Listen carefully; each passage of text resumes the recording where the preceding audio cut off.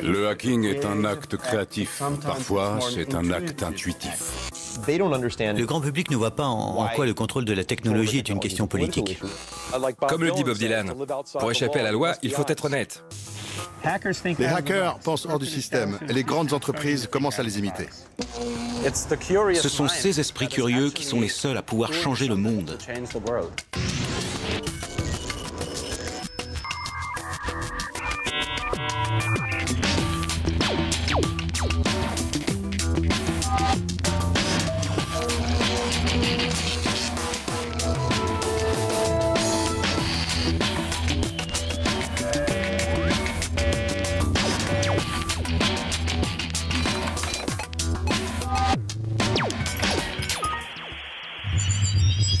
Welcome to Venice Beach. This is the Freak Show. Welcome to Venice Beach. This is the Freak Show.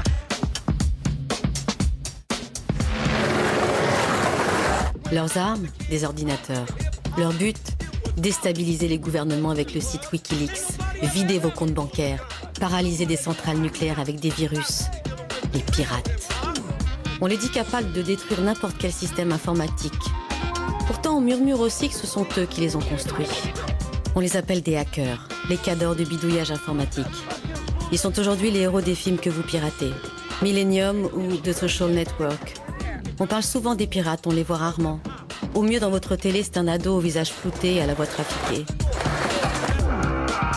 On a associé ces génies de l'informatique à des cybercriminels. Leur savoir fait trembler les ordinateurs de la planète. Mais faut-il avoir peur des pirates ? On leur a posé directement la question. Les pirates que nous avons rencontrés n'en veulent pas votre argent. Ne détruisent pas les systèmes, mais les construisent. Ils sont cyberactivistes à Berlin, chercheurs libertaires à Boston ou créateurs de sites que vous utilisez tous les jours, comme iTunes ou Facebook. On a tapé piratage sur Wikipédia. On est tombé sur Captain Crunch, doyen des pirates, la plus grande légende du bidouillage. Il nous donne sa définition du hacking. C'est l'art de savoir et de pouvoir modifier un programme, une machine,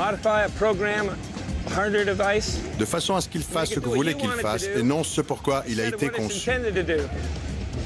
Ça, c'est du hacking. Vous prenez un ensemble et vous le taillez en pièces. Vous voyez? Comme une machette. Vous le hachez. Hack, hack, hack. Après, vous reprenez les pièces, mais vous les remontez de façon différente. Le hacking, c'est rien d'autre que ça.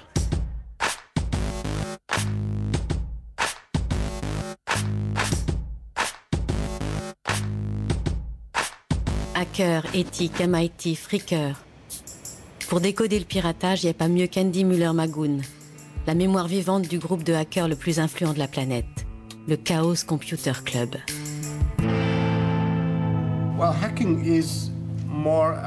Le hacking est une façon d'utiliser la technologie comme vous l'entendez. Au besoin, en s'éloignant des règles. On prend souvent cet exemple. Si vous chauffez de l'eau avec votre cafetière pour faire bouillir des saucisses ou des pommes de terre, c'est une forme de hacking, parce que vous détournez la technologie. Elle n'est plus utilisée pour son usage premier, mais pour ce qui vous est le plus utile.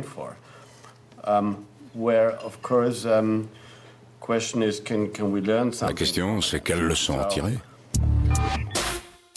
Le premier journaliste à s'être intéressé aux hackers, on est allé le chercher loin des ordinateurs, en pleine forêt, entre Boston et New York. Stephen Levy écrit pour Wired, le magazine des passionnés de technologie. Pour moi, le début du hacking informatique, ça se passe dans un endroit et une période spécifique. Au Model Railroad Club du MIT, à la fin des années 50.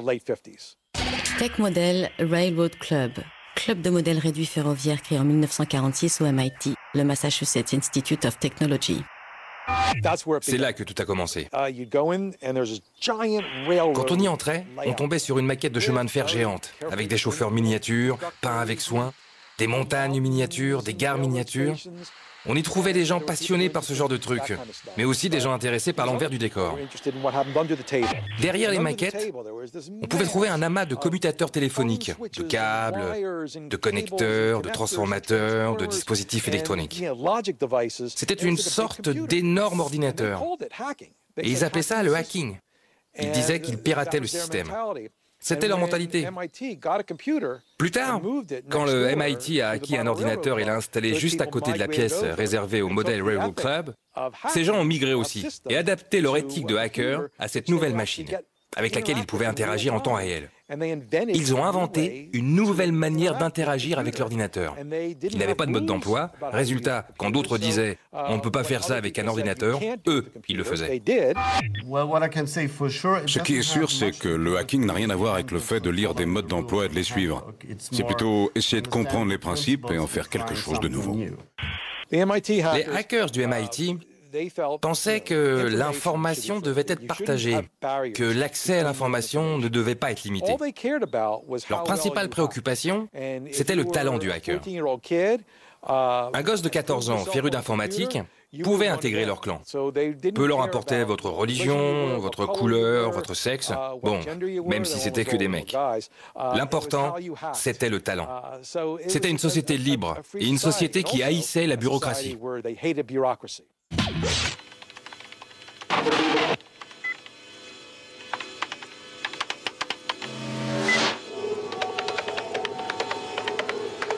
Why would someone spend their own time to hack into your company's computer system and post tons of your confidential stuff on the internet? For the same reason we pierce our tongues.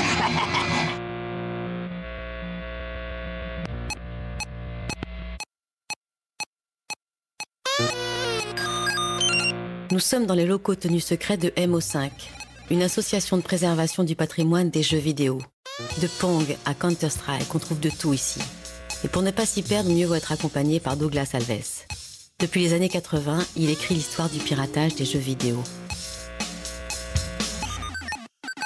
Pratiquement toutes les premières sociétés de jeux vidéo avaient en leur sein des gens qui hackaient. Si on prend le Commodore... Commodore 64, ordinateur personnel construit en 1982. Le plus vendu à ce jour, plus de 20 millions d'exemplaires. Si on prend le Commodore, on prend Apple et tout ça, c'est des gens qui étaient dans leur garage, qui fabriquaient leurs propres outils.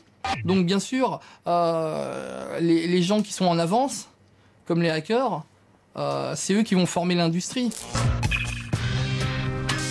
La première odyssée des pirates a lieu à la fin des années 60, quand de jeunes Californiens partent à l'abordage du réseau téléphonique. À l'époque, le maître à bord, c'est Captain Crunch. Il va inventer la Blue Box, un petit boîtier qui permet de prendre le contrôle des lignes téléphoniques. On appelle ça le phreaking. Cela lui vaudra quelques mois de prison, mais à sa sortie, Captain Crunch devient le premier héros du piratage.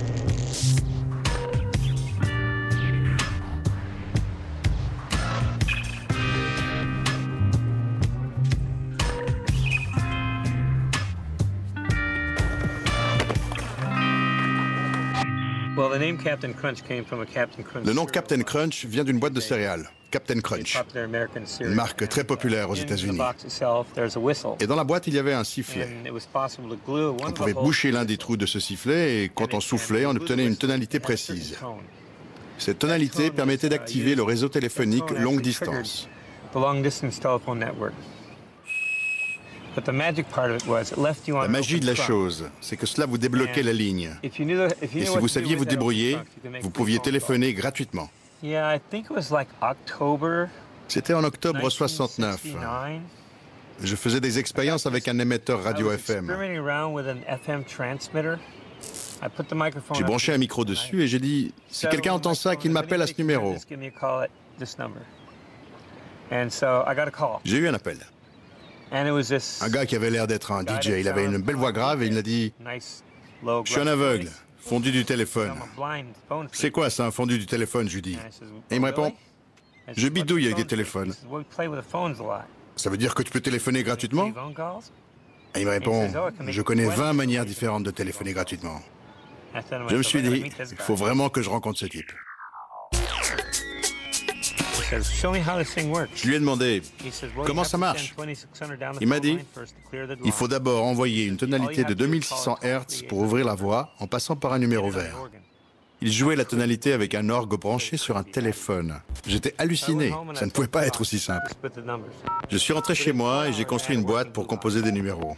En 4 heures, j'ai construit une Blue Box. J'ai passé la nuit entière à la bricoler. Le lendemain, je devais aller travailler, j'y suis allé mort de fatigue. En sortant, j'ai couru à la maison pour tester et la Blue Box marchait. Je n'en revenais pas. J'avais accès à tout le réseau de télécommunications. J'avais un sentiment de puissance, bien sûr. Ce sentiment de puissance, de toute puissance, vous voyez. C'est l'une des raisons pour laquelle je me suis vraiment passionné pour ça. Le fait d'avoir le contrôle de tout le réseau. Je veux dire, contrôle absolu. J'ai trouvé ça très cool.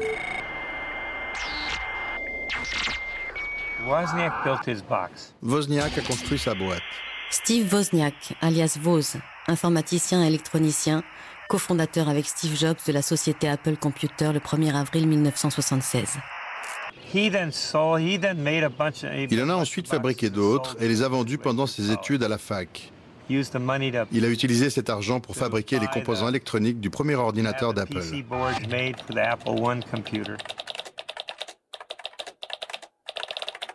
Et dans chacune des Blue Box qu'il vendait, elle coûtait $150 pièce, il y avait une petite note qui disait « Le monde entier est entre ses mains ».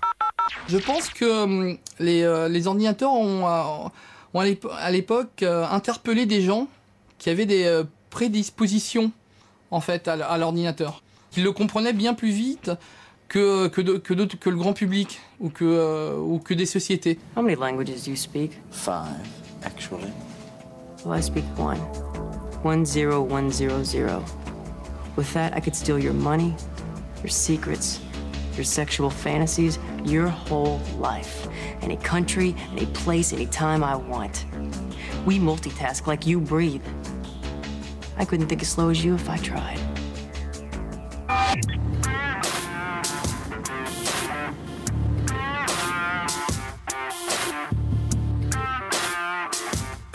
En contournant les barrières technologiques, ces pionniers vont aussi construire des valeurs communes.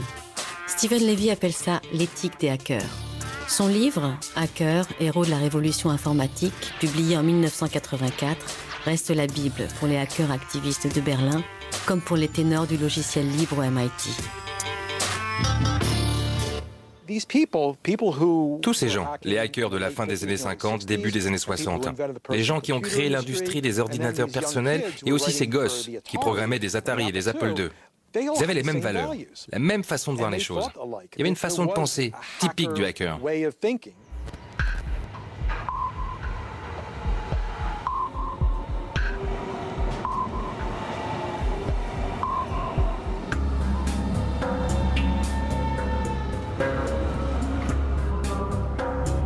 L'idéal des hackers inspire même les fondateurs du site Wikileaks. Son ancien porte-parole en Allemagne, Daniel Domscheit-Berg, a lancé fin 2010 un site concurrent, OpenLeaks.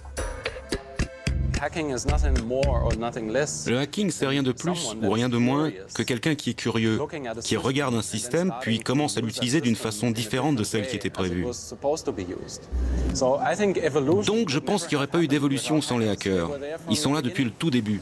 Et ce sont ces esprits curieux qui sont les seuls à pouvoir changer le monde. À un bloc de là, les esprits curieux du Chaos Computer Club militent depuis 1981 contre les dérives des nouvelles technologies, quitte à être franchement hors la loi. On a porté des sujets sur la place publique, comme la gestion des failles bancaires lorsque les télécoms allemands lançaient un système qui s'appelait Bildschirmtext, qui est un peu l'équivalent du télétexte ou Minitel en France. Grâce à ça, vous pouviez accéder pas seulement à du contenu pornographique, mais aussi acheter des produits et d'autres choses. Nous avons révélé des brèches dans leur système de sécurité à une époque où ce service était présenté au grand public. Résultat, le système est devenu célèbre grâce aux failles que nous avons identifiées. Nous avons subtilisé 130 000 Deutschmark à une banque allemande. Nous les avons restituées publiquement en disant « Revoyez votre technologie ». Cette fiction est inspirée de la vie d'un pirate gravitant autour du Chaos Computer Club. Karl Koch, appelé aussi Hagbard, il piratait pour le compte du KGB. On l'a retrouvé brûlé en pleine forêt. L'enquête officielle conclut au suicide. Und nun haben wir hier einen sogenannten Hacker. Er nennt sich Hagbard, kommt aus Hannover und wird demnächst ein Abitur machen.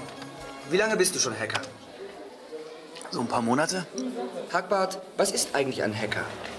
Ein Hacker ist jemand, der Datennetze erforscht und Sicherheitslücken in Großrechnern ausfindig macht. Aha, und was zeigst du uns hier? Das ist das neue BTX-System der Post. Die werben jetzt dafür, dass man über BTX seine Bankkonten führen kann, aber das ist total unausgereift. Wir stiften da ein bisschen Chaos und sagen denen dann, hier Leute, das müsst ihr verbessern. Ihr sagt den Betroffenen aber hinterher Bescheid, ja?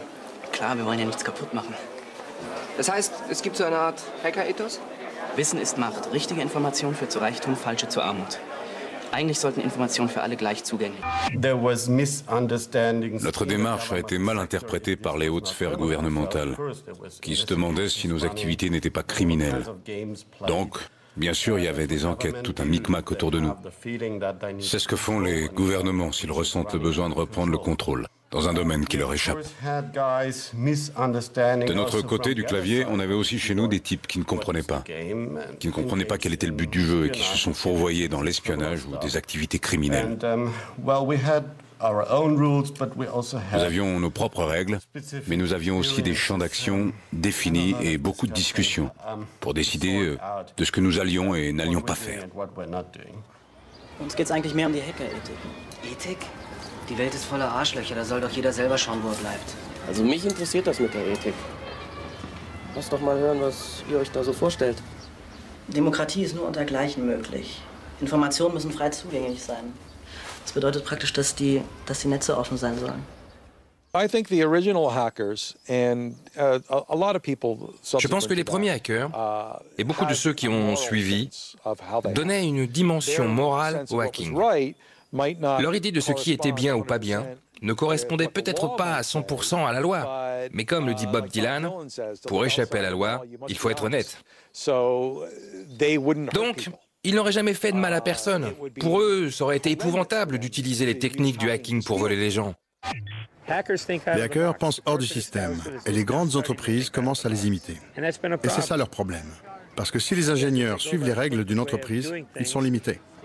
La structure hiérarchique leur dicte ce qu'ils peuvent faire. Les hackers n'ont pas besoin de structure pour contrôler ce qu'ils font. Ils font ce qu'ils font parce qu'ils aiment ça, parce qu'ils adorent ça. Internet a été construit par des hackers.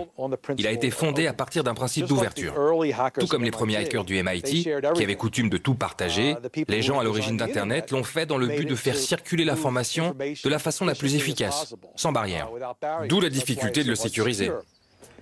Men jag måste nog varna dig att Lisbeth är en, ja vad ska man säga, lite speciell flicka. Alltså hur då? Speciell? Ja, men Lisbeth, det menar jag inte. Hon är vår absolut bästa researcher. Ja. God morgon Lisbeth.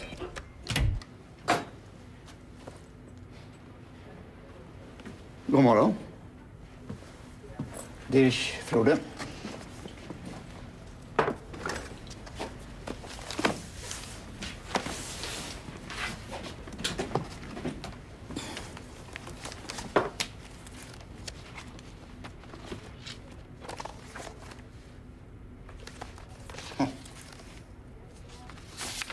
Jaha. Utskrifter av sms. E-mail. Bankuppgifter. Hur har ni fått tillgång till allt det här? Det har inte du med att göra. Du beställer, jag levererar. Lisbeth.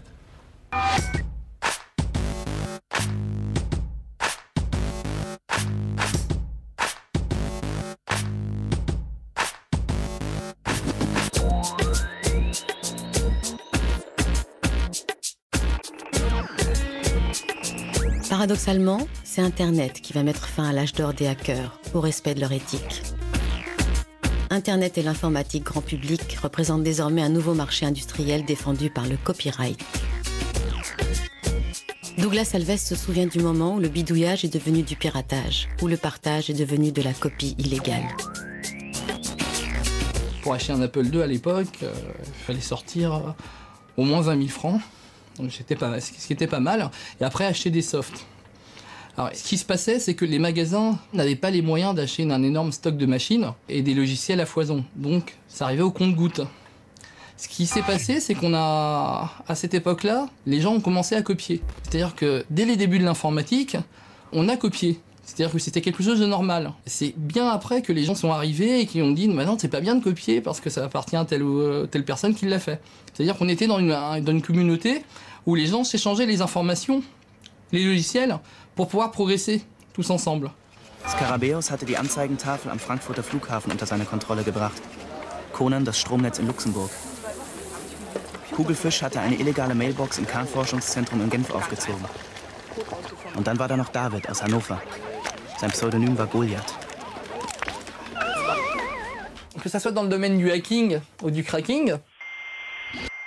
Cracking, une des formes de hacking, vise à faire sauter des protections de logiciels.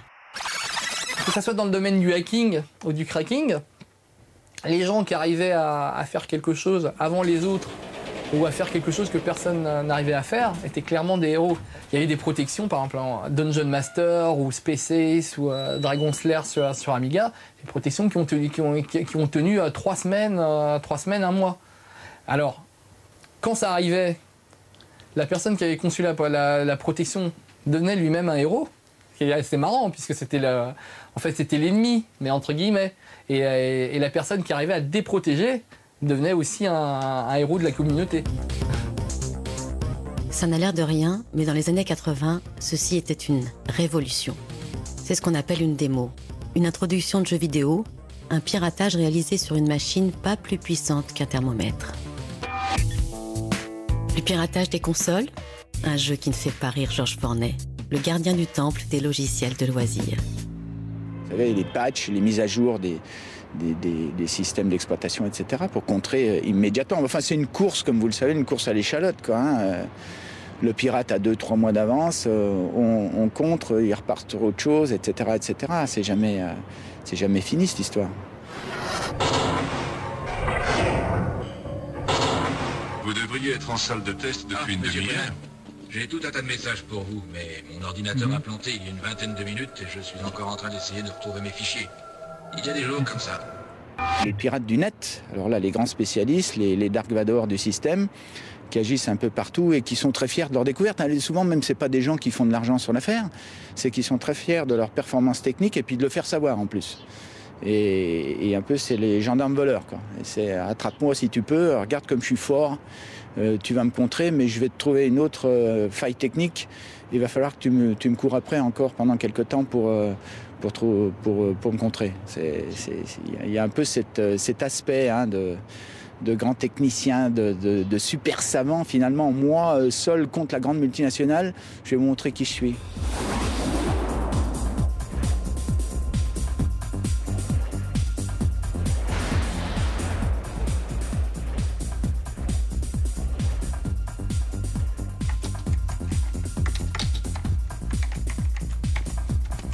Dave? Yeah, Ma? What are you doing? I'm taking over a TV network. Finish up, honey, and get to sleep. And happy birthday.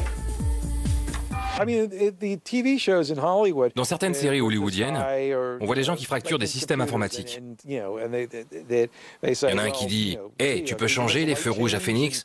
L'autre « Ok, c'est fait, je contrôle les feux de Phoenix. » Il y a quelque chose d'héroïque là, ou d'anti-héros.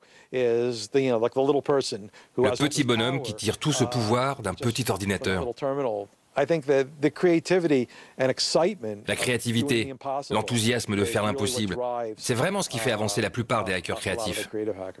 À l'époque des premiers jeux d'arcade aux États-Unis. Jeux d'arcade, jeux vidéo se présentant sous la forme d'un meuble, muni d'un monnayeur et d'un écran. À l'époque des premiers jeux d'arcade aux États-Unis, donc il y a des étudiants du MIT. Donc qui se sont dit, mais le problème des jeux d'arcade, c'est qu'il n'y en a pas assez qui sortent, les gens se lassent un peu une fois qu'ils connaissent le jeu, donc au bout de 2-3 mois, les exploitants se font moins d'argent avec. Et donc ils se sont dit, mais on pourrait relancer l'intérêt du jeu, donc en le hackant et en le modifiant. Donc ils ont sorti donc, des cartouches qui se pluguaient sur le jeu original. Plugger, de l'anglais to plug. Brancher une machine à une autre. Donc ils ont sorti donc des cartouches qui se pluguaient sur le jeu original, qu'ils modifiaient en lui apportant plus de graphisme, plus de challenge, des nouveaux modes de jeu. Et ils ont commencé à fabriquer ça tout seul et à le vendre via l'intermédiaire de pubs dans les magazines. Et c'est comme ça que, par exemple, est née Miss Pac-Man. Atari introduces the Woman of the Year, Ms. Pac-Man, with a style of entertainment that Pac-Man never knew, an endless supply of floating goodies, oranges, pretzels, 4 different screens. Don't you know I'm more than Pac-Man with a bow? Reach for Ms. Pac-Man.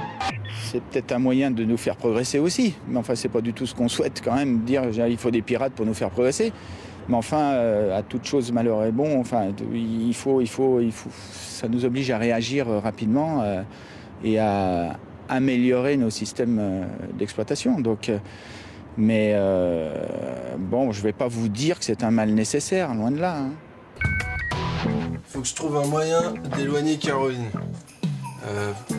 Je sais, je vais me créer une fausse identité sur Mautic, je la contacte et je lui donne rendez-vous dans un coin paumé. Ah merde, faut payer pour envoyer un message. Et c'est facile, je pourrais faire un buffer overflow sur la HTTPD, puis je passe route grâce à la faille du Pro Control. Ou alors... Régis, passe-moi le portefeuille de Jérôme, s'il te plaît. Ok, alors maintenant, hop. Je lui dis d'attendre à la gare et je vais même me débrouiller pour lui payer le train pour être sûr qu'elle vienne. Et je pourrais m'introduire dans la banque de données de la SNCF, j'installe mon rootkit avec un buffer overflow sur la rapache, je récupère le mot de passe de l'admin et là, je deviens le maître du monde. Ou alors je paye le train avec la carte de Jérôme. Well, hackers, I mean, when you come down to it, really, it's exercising control. I mean, les hackers, quand vous étudiez la chose, au fond, tout tourne autour de l'idée de contrôle. L'ordinateur est une ardoise vierge qui vous donne le pouvoir de faire n'importe quoi dans ce monde virtuel. Et vous pouvez faire en sorte que ce pouvoir ait un effet dans la vraie vie, le monde réel. Les grands piratages de ces dernières années sont des révolutions numériques, nées dans des pioles d'étudiants, qui ont fini par affecter l'industrie et la vie des gens. And in this country, the FBI has come under a bizarre attack by computer hackers. The Bureau is taking the attack seriously. The successful invasion by internet also struck the U.S. Senate website. But since midweek, when you type www.fbi.gov, you get a computerized out-of-order signal. The FBI website is down. The FBI won't speculate, but it appears that the fabled G-men who shot it out with Dillinger and broke the Cosa Nostra now confront a new and very different public enemy. Teenagers throwing a tantrum in cyberspace. Eric Engberg, CBS News, Washington. Arnaque bancaire, espionnage industriel ou politique. Au début des années 2000, les outils des hackers tombent entre les mains des cybercriminels. Ils les adaptent pour cambrioler l'Internet haut débit. Le réseau du Pentagone à lui seul a subi 250 000 attaques chaque année. Selon une étude, 13 pays dont la France développent secrètement les outils d'une guerre cybernétique. C'est ici, au US Space Command de Colorado Springs, que le Pentagone met au point dans le plus grand secret le scénario d'une guerre cybernétique. Simple hacker ou agent au service de puissances étrangères, les risques d'intrusion sur les ordinateurs du Pentagone pourraient en effet avoir de très lourdes conséquences en cas de conflit militaire. Les médias parlent de pirates et mélangent à la fois les hackers, les cybercriminels, mais aussi les architectes de la contrefaçon numérique. Ceux qui créent le téléchargement illicite en mettant un nombre considérable de films et de musique à disposition du grand public. Au début des années 2000, ces nouveaux internautes s'emparent du téléchargement illégal, jusqu'alors réservé aux initiés.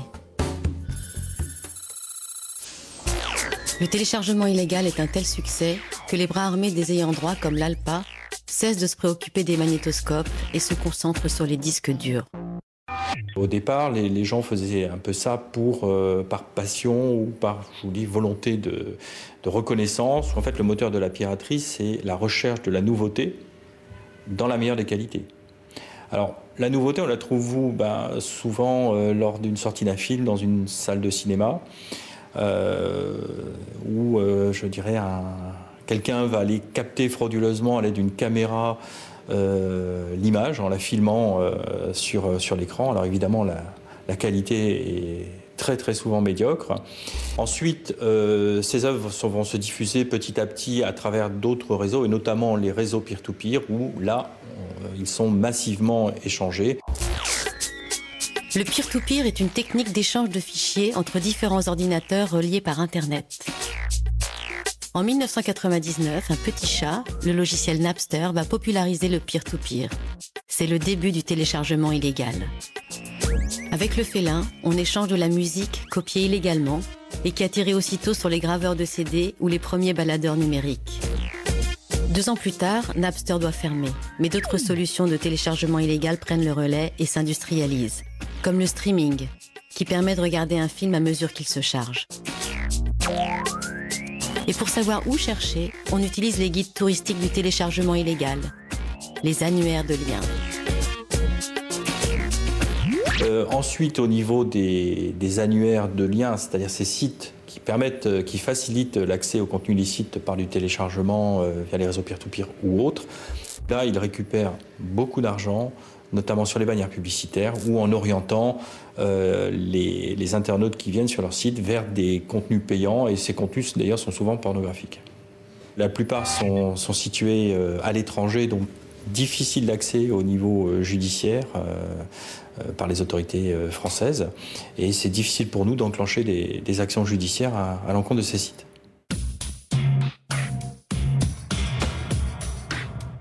L'ALPA a dans son collimateur Vincent Valade, 24 ans, créateur d'E-Mule Paradise. Entre 2004 et 2005, le web français se pressait sur cet annuaire de liens peer-to-peer. Autodidacte, l'ado déscolarisé et sans revenu trouve à l'époque une reconnaissance inattendue sur la toile. Mais il est victime du succès de son site, qui nécessite une maintenance coûteuse. Il décide alors d'y mettre de la publicité. L'expérience potache et altruiste s'est industrialisée et fait de Vincent un professionnel du téléchargement illégal. Son hobby est devenu un métier. Donc ça me prenait mes journées, c'est simple, j'étais devenu un no-life. No-life, c'est le mec qui sort plus, c'est le mec qui ressort son Tamagotchi des tiroirs et c'est Panini et qui pète un câble, quoi. Non, c'était ça, c'était ma vie. C'est vrai que je négligeais mes relations amicales parce que je voulais que ce site, voilà, ça tournait à ce moment-là à 250 000 visiteurs uniques chaque jour, quoi. C'était quotidiennement assez fou, quoi. Et gérer tout, enfin, c'était d'avoir quelque chose qui repose sur ses épaules, et enfin, c'était juste dingue, quoi. C'était juste dingue. C'était vraiment un vrai kiff. Un kiff.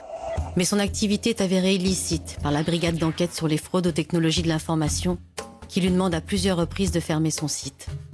Vincent ignore cette demande et ne semble pas se rendre compte des conséquences de son aventure numérique. La justice lui reproche de gagner illégalement des centaines de milliers d'euros. Le risque pénal est lourd. Alors, je risque 3 ans ferme et 500 000 euros d'amende. Donc... Non, ouais, 3 ans ferme. La prison, non pas pour avoir hébergé du contenu illégal, mais pour avoir indiqué où se trouvent les fichiers. Reste que musique, film ou jeux vidéo, la justice tente d'endiguer ces mises à disposition de fichiers contrefaits qui s'échangent dans des proportions dantesques.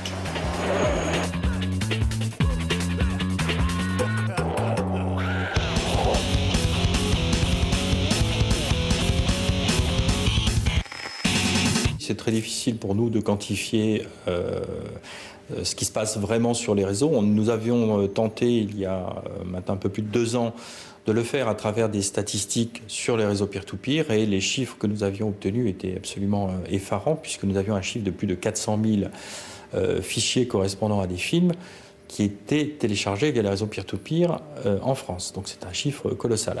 Les gens changent leur comportement, s'habituent à consommer de la mauvaise qualité sur des petits écrans, et peuvent oublier ou oublient que, notamment pour les films, eh bien, c'est pas comme ça qu'on consomme un film. Un film, c'est d'abord la salle, qui est quand même un lieu où naît l'émotion pour une œuvre. Des gens bien comme il faut vous diront que si vous copiez des musiques sur Internet, vous volez. C'est faux à plusieurs titres.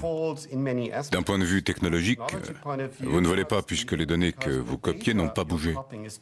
Elles n'ont pas disparu, elles n'ont pas été volées. Elles sont toujours là. Secondo, d'un point de vue culturel, les œuvres mises en ligne circulent, ce qui contribue au rayonnement de leurs auteurs. Je vous rappelle que quand vous piratez, bon, vous allez me dire c'est un discours convenu, etc., mais enfin c'est quand même la réalité. Pour faire un jeu, il y a quand même des gens qui mettent de l'argent, il y a des gens qui développent, donc ils passent du temps, qui sont payés pour ça, et le jeu, il n'arrive pas par hasard. Si vous détruisez la valeur du système, un jour ou l'autre, quand même, vous aurez un peu moins de contenu, ou en tout cas un peu moins de contenu de valeur, parce qu'on va prendre moins de risques.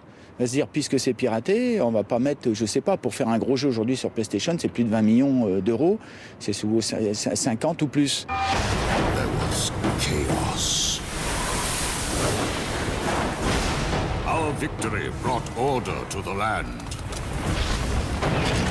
Prosperity to mankind. Now, that order is threatened. The sacred halls of Olympus have been breached. Brothers, in the end, he will suffer. In the end, we will triumph. In the end, there will be only chaos. Vous, c'est votre argent. Si vous êtes l'actionnaire de l'affaire, vous mettez vos 50 millions, sachant qu'on va essayer de vous pirater le jeu et que vous n'allez pas pouvoir le vendre. Le coup d'après, vous allez dire, je vais peut-être pas en mettre 50, je vais en mettre 5 ou je vais mettre 500 000 sur la table pour voir ce qui se passe. C'est un peu notre raisonnement.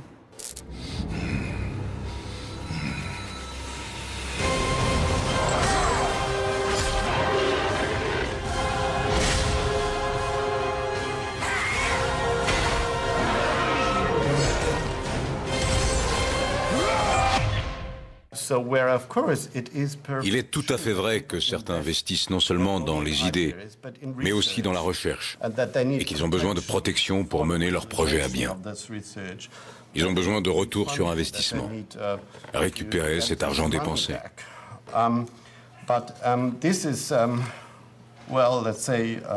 Ce sont des procédés tout à fait compréhensibles.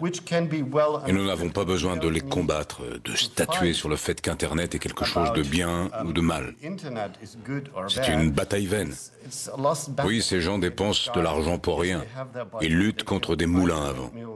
Quant à moi, après des années de lutte contre eux, je suis devenu serein. Parce que j'ai constaté à quel point leur combat était perdu. L'un des partisans de la copie et du partage est chercheur au MIT Media Lab, à la fois le berceau des premiers pirates, mais aussi de la recherche militaire.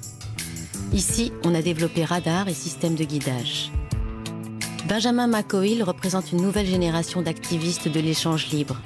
Inspiré par l'anarchiste français Pierre-Joseph Proudhon et sa maxime « La propriété, c'est le vol », il a participé au développement de l'encyclopédie Wikipédia.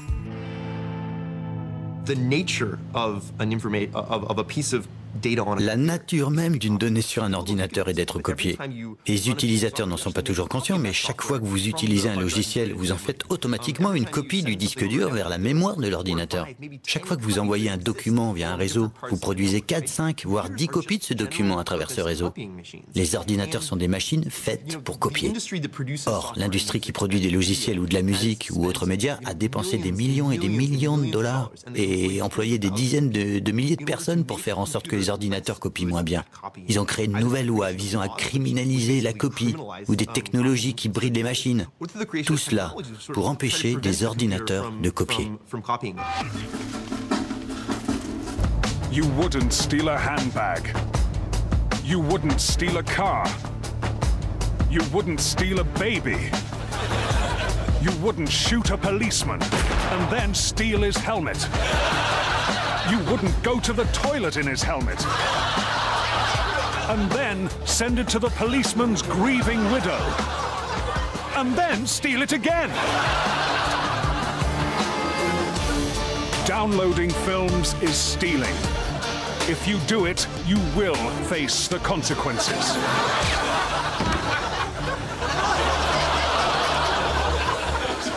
These anti-piracy ads are getting really mean. I think we're sitting too close to the screen, and the floor's all sticky over here. All right. Okay, let's move back then.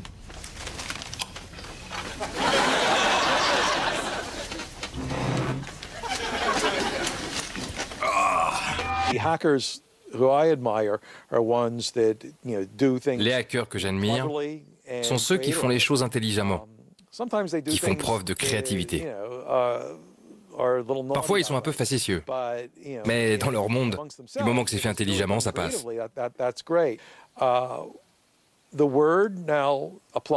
Or, le mot hacker s'applique de plus en plus à des gens qui ont un degré zéro de créativité. Ils ne font que suivre des protocoles et apprendre des techniques pour exploiter les points faibles qu'ils peuvent trouver dans certains systèmes pour s'y introduire.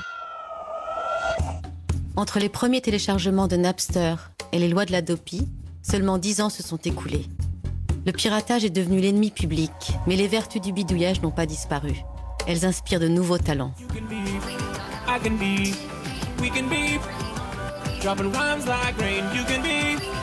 À New York, un quatuor détourne des images de journaux télévisés pour les faire chanter.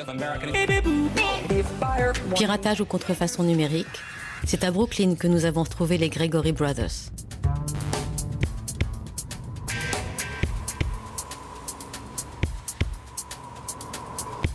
Everything sounds better.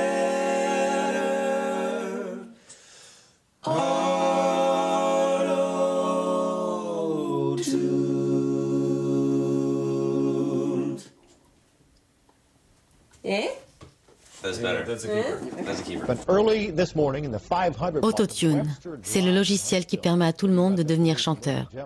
De Britney Spears à Kanye West.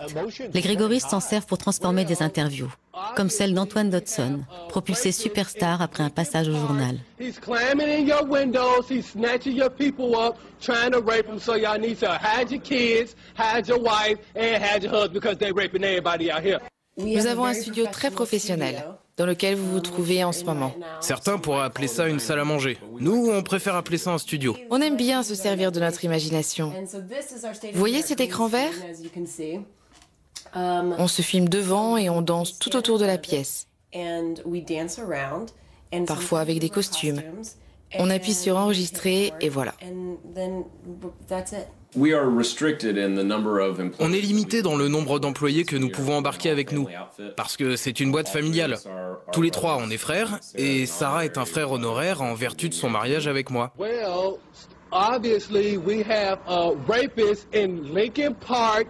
He's climbing in your windows, he's snatching your people up, trying to rape them, so y'all need to hide your kids, hide your wife, hide your kids, hide your wife, hide your kids, hide your wife, and hide your husband, because they're raping everybody out here. Very early on. Dès que l'on a mis notre vidéo en ligne, nos fans ont fait tout un cirque pour pouvoir acheter la chanson. Ils voulaient l'écouter tout en lavant la vaisselle, danser dessus en boîte, quand ils conduisent leur voiture sur le chemin du boulot. Ils voulaient l'acheter. Alors, on a cherché à le joindre, lui, Antoine Dodson, entrer en contact pour lui dire « On devrait bosser ensemble ». On s'est donc associés pour vendre la chanson et nous partageons les bénéfices. On fait du 50-50. Et c'est à ce moment qu'on l'a mise sur iTunes. Et à partir de là, aux stupéfactions, beaucoup de gens ont voulu l'acheter. Au point qu'elle a fait son entrée au top 100 des singles. Et je crois que c'est la première fois qu'une chanson née sur YouTube atterrit dans leur classement.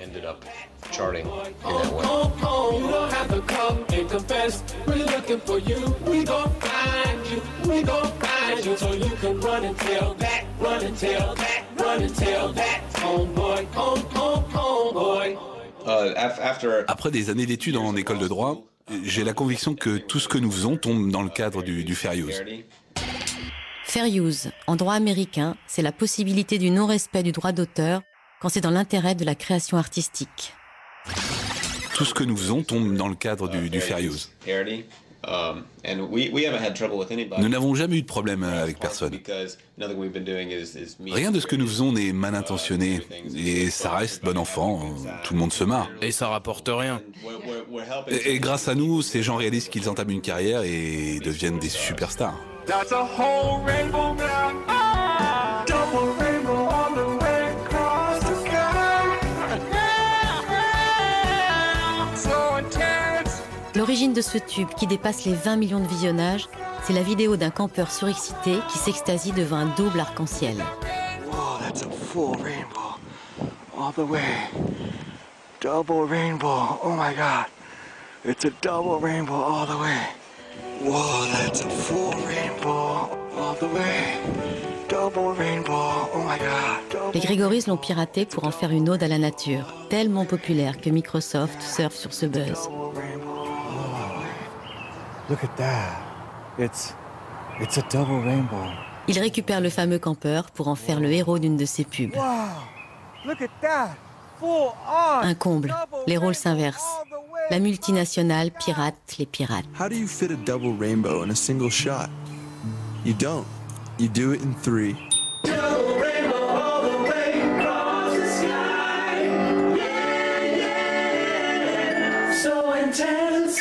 Double rainbow all the way across the sky. Wow, wow, oh my God. Look at that rainbow.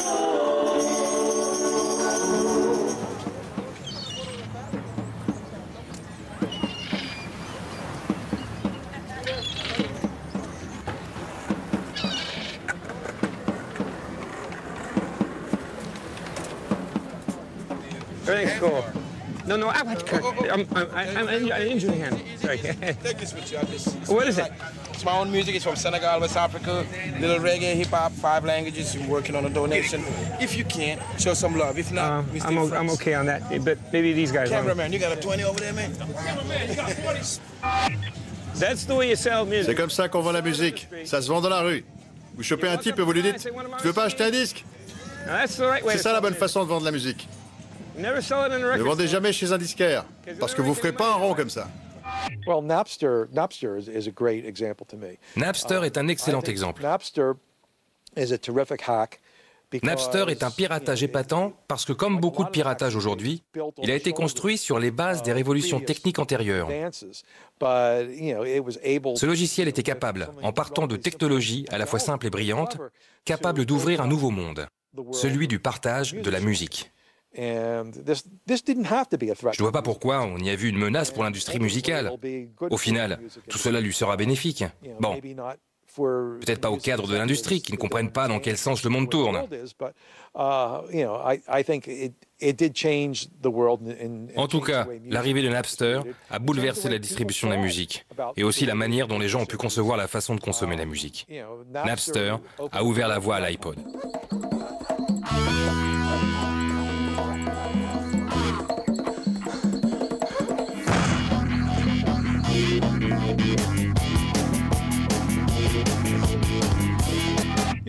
Même si on se disait « Waouh, je peux avoir tous ces trucs gratuitement », ce qui était excitant, ce n'était pas la gratuité en soi.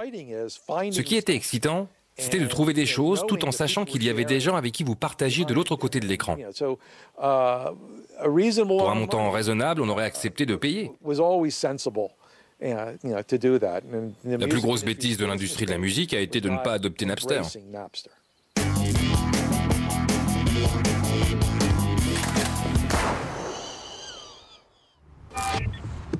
Dans la baie de San Francisco, épicentre de l'industrie informatique, la génération Napster prend les commandes de l'innovation numérique.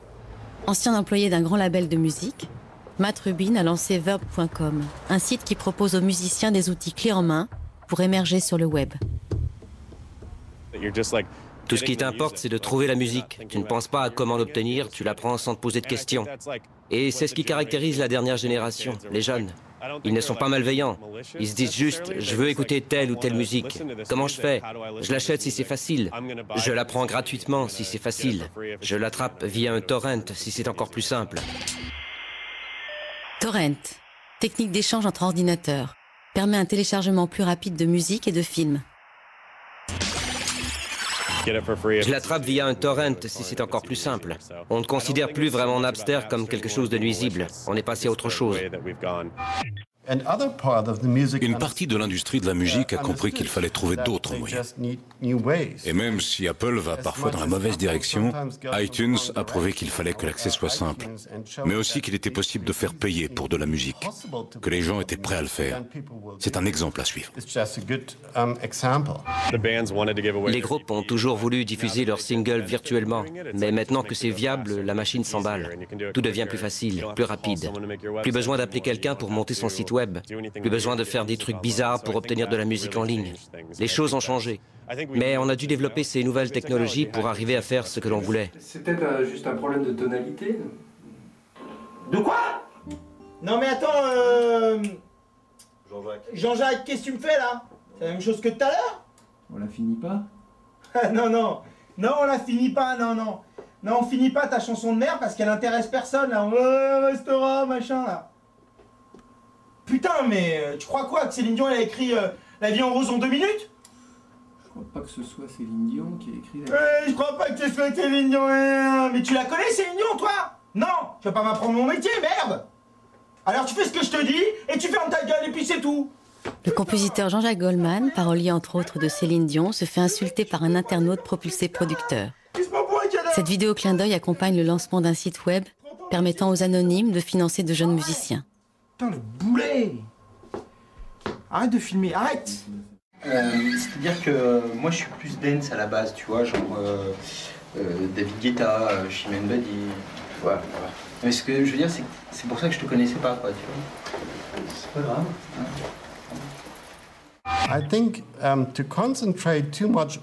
Se focaliser uniquement sur cette guéguerre, sur cette confrontation, revient à passer à côté de l'attitude constructive qui consisterait à dire « Nous avons une nouvelle technologie. Comment l'appréhender? Comment financer les artistes? Comment soutenir les gens qui font du bon boulot ?» Contre toute attente, c'est parfois les plus touchés par le téléchargement illicite qui apportent des solutions constructives. Prenez TF1, première chaîne de télévision européenne. Concurrencée par les pirates, la chaîne décide de les imiter en mettant en ligne au même moment ses séries américaines sous-titrées. Elle appelle ça la vidéo à la demande premium. La VOD premium, ça n'existait pas. Elle existait, elle n'était pas légale. Et nous, on l'a créée, on l'a légalisée. C'est pas un projet d'extraterrestre, c'est un projet de marketing. C'est mon job. Bon, mais il se trouve qu'en l'occurrence, c'est d'identifier une cible, d'identifier un besoin et d'apporter un service qui réponde à un besoin sur cette cible. Donc c'est technique, mais c'est ça qu'on a fait. Initialement, quand on a lancé le service sur Heroes, l'épisode était vendu 2,99 €.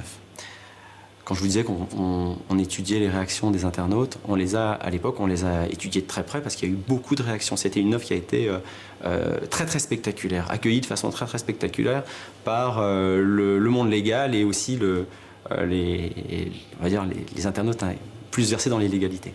Le prix nous a été renvoyé comme étant trop cher. Donc c'est à ce moment-là qu'on est passé à 1,99 €. Ça a été un moment assez fort parce qu'il y avait une sorte d'union sacrée entre gens qui ne se parlent pas, deux mondes qui s'ignorent et qui, par forum interposé... Forum, espace de discussion sur Internet. Deux mondes qui s'ignorent et qui, par forum interposé, finalement, trouvent un terrain d'entente, majoritairement. Pirates et industrie numérique, deux mondes qui se confondent avec Mark Zuckerberg. Cet étudiant d'Harvard transforme un banal piratage des trombinoscopes de sa promo en une révolution culturelle. I wouldn't call myself a social butterfly, and there's not much that separates me from the other guy. But when I log in, I begin to live.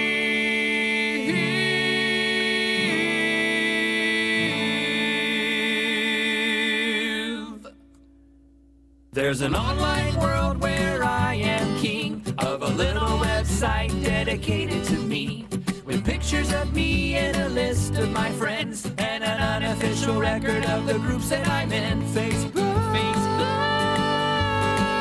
I'm hooked on Facebook. I used to meet girls hanging out at the mall, but now I just wait for them to write on my wall. Take a look, you're hooked on Facebook. Well, you know, for a long time there was this tension. Il y a longtemps eu une tension entre commerce et hacking.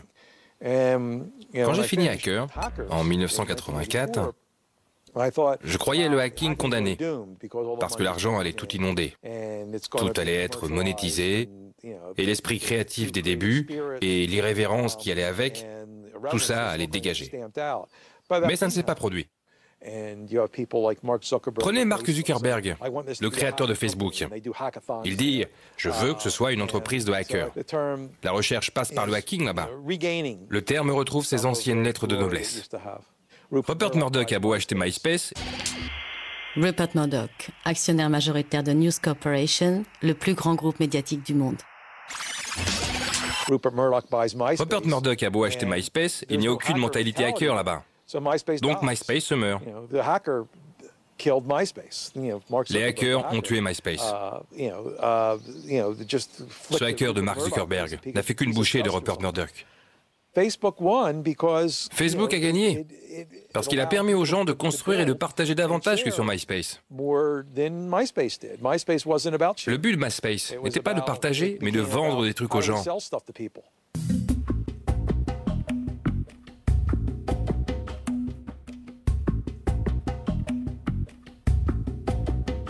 Mark Zuckerberg était un hacker et c'est lui qui a créé Facebook. Surtout un mec très ingénieux. Je ne sais pas s'il est un modèle. En tout cas, il est tout ce que tout le monde a envie d'être. Il est très intelligent. Il a monté un business qui rapporte des milliards en partant de rien. Il a fait un premier cycle à Harvard. S'il avait continué, il aurait sans doute été brillant. Mais le fait qu'il ait fondé sa propre société alors qu'il était encore à l'université, c'est incroyable. Souvent, ils ont été pionniers dans des tas de domaines. Hein. Tout simplement, on va prendre un exemple grand public. Hein. On prend le MP3. MP3, format de compression audio, permet d'échanger de la musique par Internet. Le MP3, c'est clairement pirate. Hein. C'est les pirates qui mettaient à disposition les MP3 sur leur serveur pour faire écouter de la musique gratuitement. Et ça a mis quelques années avant que ça soit récupéré par les constructeurs de baladeurs en disant maintenant le MP3 c'est tellement répandu parce que les pirates ont tellement répandu le format que maintenant on va l'utiliser.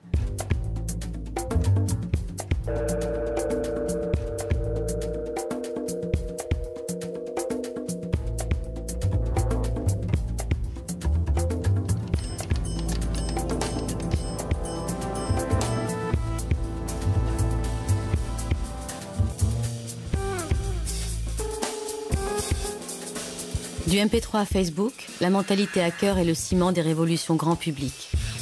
Aux États-Unis, les jeunes branchés s'affichent sur un nouveau site à la généalogie pirate, Twitter.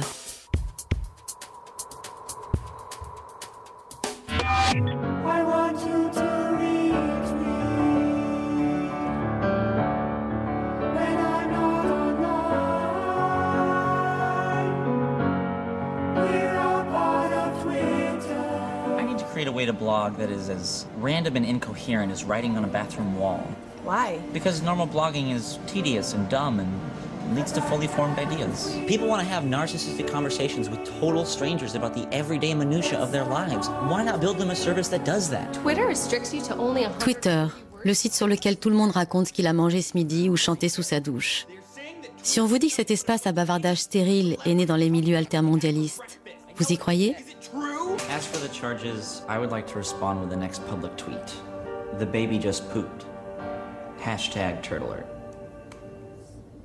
I'm sorry? Yes. I don't understand. What you just said is completely idiotic. Exactly. That's the point. We're all part of Twitter. One of the early ideas for Twitter actually came out of, Au départ, l'idée de Twitter vient des milieux contestataires aux États-Unis en 2004.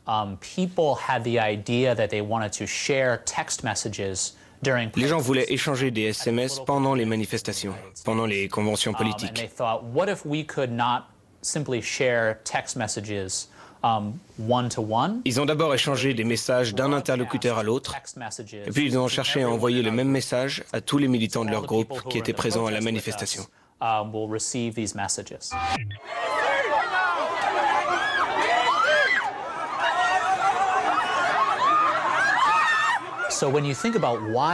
Alors quand on se demande pourquoi Twitter a si bien fonctionné pendant les manifestations en Iran, eh ben c'est justement parce que Twitter est né des manifestations.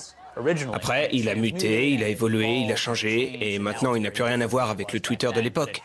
Mais il a conservé cette part enfouie dans son code génétique, qui fait qu'il est particulièrement pertinent lors d'une manifestation. Les grandes inventions des hackers sont-elles condamnées à être recyclées par les barons de l'industrie numérique? Au MIT, Benjamin McCaughey et son suite aux couleurs du Chaos Computer Club militent pour la diffusion du logiciel libre, fils spirituel du bidouillage informatique des pirates. Le logiciel libre, c'est une alternative au logiciel propriétaire. Par exemple, Firefox contre Internet Explorer, Wikipédia contre Encarta. Ça n'a rien d'utopique. En France, la gendarmerie ou l'Assemblée nationale utilisent un équivalent libre de Windows, le système d'exploitation Linux.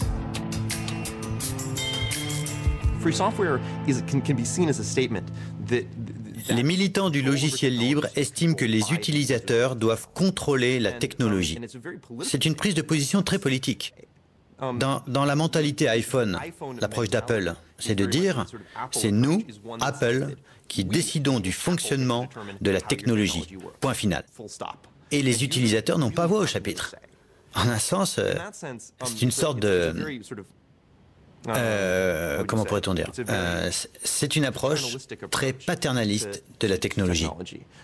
À l'inverse, le principe du logiciel libre, où tout est ouvert, est d'affirmer que le pouvoir doit appartenir à l'utilisateur. Il lui rend ce pouvoir. À un saut de puce de là, le monde universitaire new-yorkais commence à étudier le piratage et son impact hors de l'informatique. Chris Anderson analyse l'influence des techniques du hacking sur le journalisme. Les gens qui savaient programmer se sont dit « Ça marche tellement bien pour les logiciels, pourquoi ne pas essayer la même chose pour le journalisme ?» Le journalisme tel qu'il est pratiqué aujourd'hui dysfonctionne. Voyons si nous pouvons contribuer à l'améliorer. Indie Media, média alternatif créé sur le web pendant les manifestations altermondialistes à Seattle en 1999. Indie Media voulait que tout le monde puisse participer. Tout le monde peut créer de l'information. Et l'accès à cette information devrait être gratuit. Si tout le monde collecte et produit de l'info, l'info sera sans frontières, sans limite. Elle ne sera pas la propriété d'un, mais de tous, en libre circulation partout. Vous savez que, par exemple, on ne reviendra jamais dans un monde où l'on pourrait produire 400 000 rapports sur la guerre en Irak et les garder secrets aux yeux de la planète.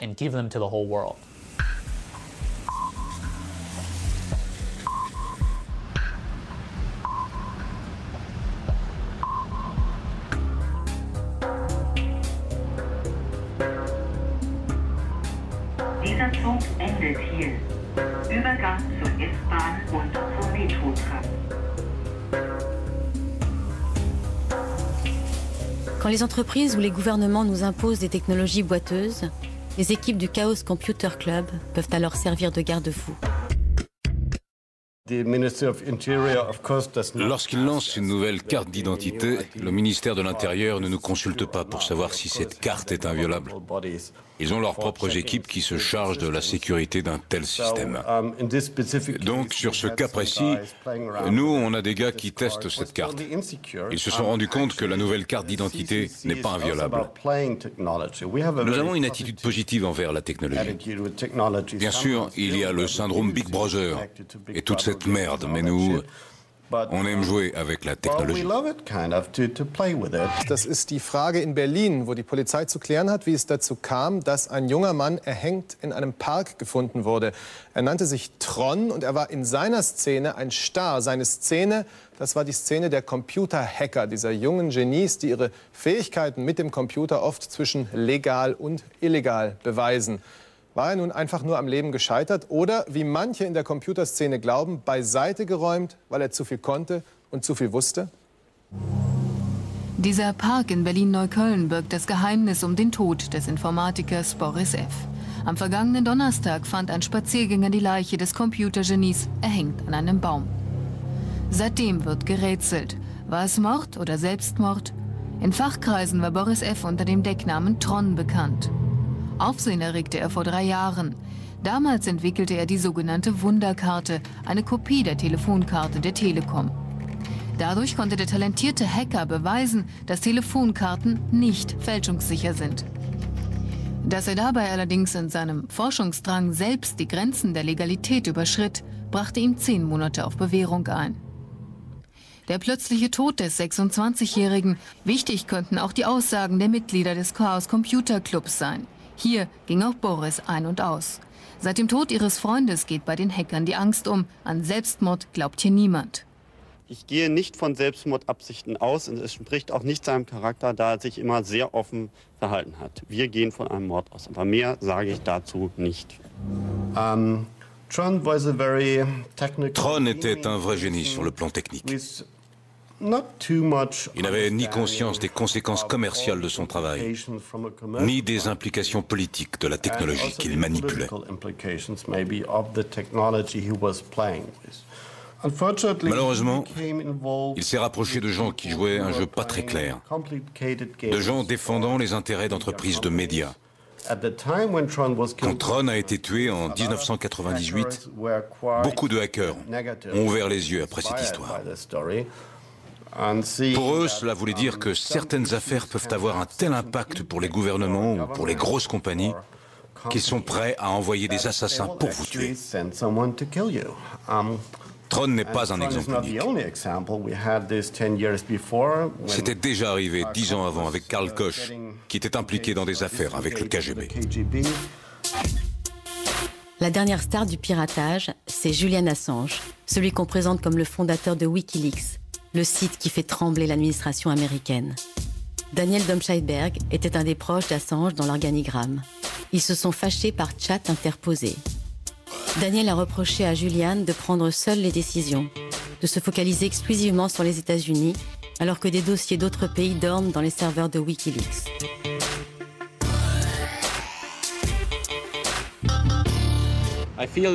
J'ai l'impression que Wikileaks veut faire trop de choses à la fois, ce qui peut devenir dangereux en soi. Lorsque le pouvoir est trop concentré, cela peut toujours devenir dangereux. C'est l'une des raisons pour lesquelles j'ai quitté ce projet. Je ne le trouve pas assez transparent. Wikileaks a donc été créé pour être en mesure de recevoir des documents qui lui sont envoyés de façon anonyme, par des sources anonymes, et de publier ces documents afin que le grand public et les médias puissent y avoir accès, s'en servir de base pour écrire des articles, etc. C'est donc une plateforme pour ce que l'on appelle les whistleblowers, les informateurs. Son but initial était d'instaurer la transparence. Cette exigence de transparence est connue du grand public le 5 avril 2010. Quand Wikileaks publie cette vidéo prise d'un hélicoptère de l'armée américaine en exercice à Bagdad. Le 12 juillet 2007, ils font feu sur des civils et des reporters de l'agence Reuters. Les soldats américains ont pris les appareils photos des journalistes pour des armes.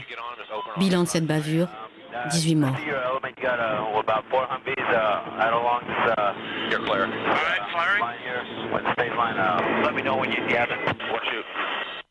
Light them all up.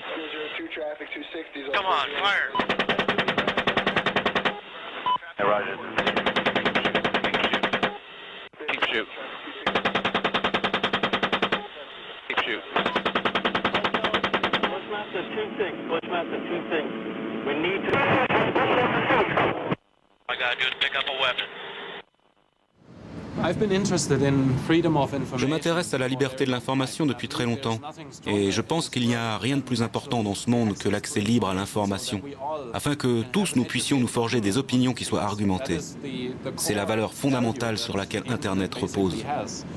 WikiLeaks is sort of genetic DNA is in this world of cracking. L'ADN de Wikileaks, c'est de déverrouiller et pénétrer les serveurs de la planète, d'ouvrir les espaces numériques, d'enfoncer les portes pour faire sortir l'information. From what I know about Julian Assange, he sort of began. Julian Assange a commencé sa carrière comme l'un des meilleurs hackers du net. C'était une figure légendaire. Quelqu'un qui était capable de collecter des données, de les collecter et puis de les transmettre. Aujourd'hui, ils dépendent d'informateurs extérieurs qui leur font remonter des documents. Mais leur talent de piratage, ils les utilisent désormais pour sécuriser ces informations et garantir le secret de leurs sources.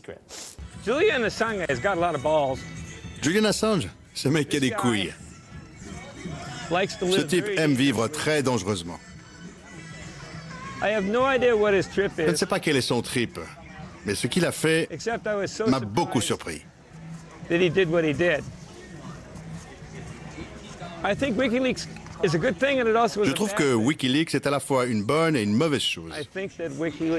Et je pense que Wikileaks doit être plus conscient de l'impact de ces révélations. The ramifications of what it's doing when it's leaking this information, because for the most part, parce qu'en général, quand on balance des noms, ça peut coûter la vie à certaines personnes. Il n'y a pas de doute. C'est une situation explosive. L'ère de la bidouille peut-elle résister à des ordinateurs qui fonctionnent de mieux en mieux? Et si l'omniprésence des hackers n'était qu'un chant du cygne? Il est important d'avoir encore des gens qui apprennent les bases de l'informatique. Les vrais hackers ne demandent qu'à connaître ces bases. Ils veulent en savoir le plus possible. Et j'espère que ce goût pour l'apprentissage perdurera. Quand j'ai parlé à Bill Gates... Bill Gates, deuxième fortune mondiale, pionnier de l'informatique et fondateur de Microsoft le 4 avril 1975. Quand j'ai parlé à Bill Gates pour le 25e anniversaire de Hacker, il m'a justement fait un laïus à propos du fait que plus personne ne programme à partir des lignes de code qui sont la base du langage informatique. Plus besoin, il y a des outils pour faire ça, et ils vous permettent de bosser directement au niveau supérieur. Pourtant, il faut bien que quelqu'un conserve ce savoir. Comment progresser si on a perdu les bases? Je me rappelle d'énormes sites, quand j'ai commencé Internet, où il y avait énormément d'infos sur le hacking, qui n'existe plus, et on n'a plus de sauvegarde, on n'a plus rien dessus. On est dans une société de l'information, mais où tout peut être effacé instantanément au niveau de l'information, ce qui est quand même super paradoxal. Donc, et on n'a toujours pas trouvé de vraies solutions à la sauvegarde. Comment les universitaires et les médias parleront des hackers dans 50 ans? C'est difficile à dire. C'est difficile à dire parce que l'Internet évolue tellement vite. Il est tout à fait possible que dans quelques dizaines d'années, les gouvernements et les multinationales disent « Hey, tu te rappelles ces sales gosses qui foutaient la pagaille ?»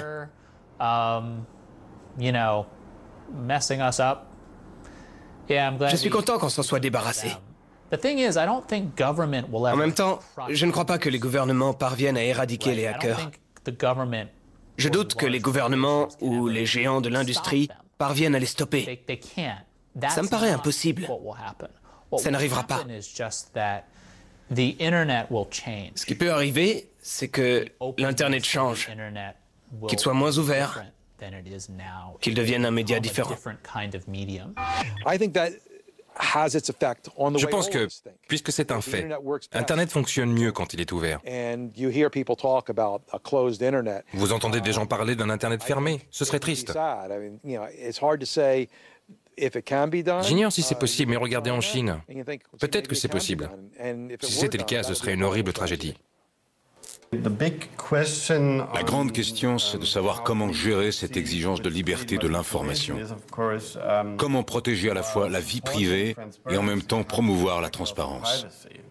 En clair, utiliser les données publiques, mais protéger les données privées. Ça peut se résumer ainsi. C'est un des piliers de notre éthique de hacker.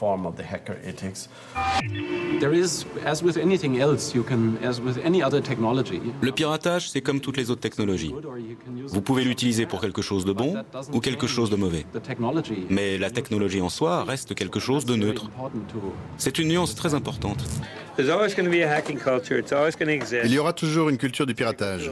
Elle continuera d'exister même si elle est en perpétuelle mutation. Qui sait ce qui va arriver? Qui sait si dans 6 mois, quelqu'un ne fera pas péter une bombe électromagnétique qui détruira tous les systèmes électroniques et nous renverra à l'âge de pierre? Qui peut le savoir? J'en sais rien. Et vous?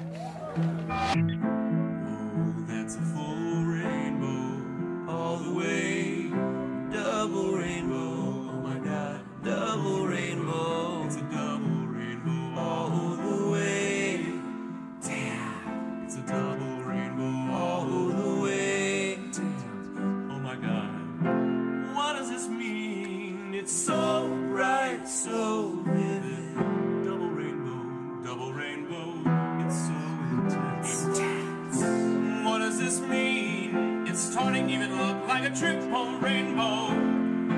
That's a whole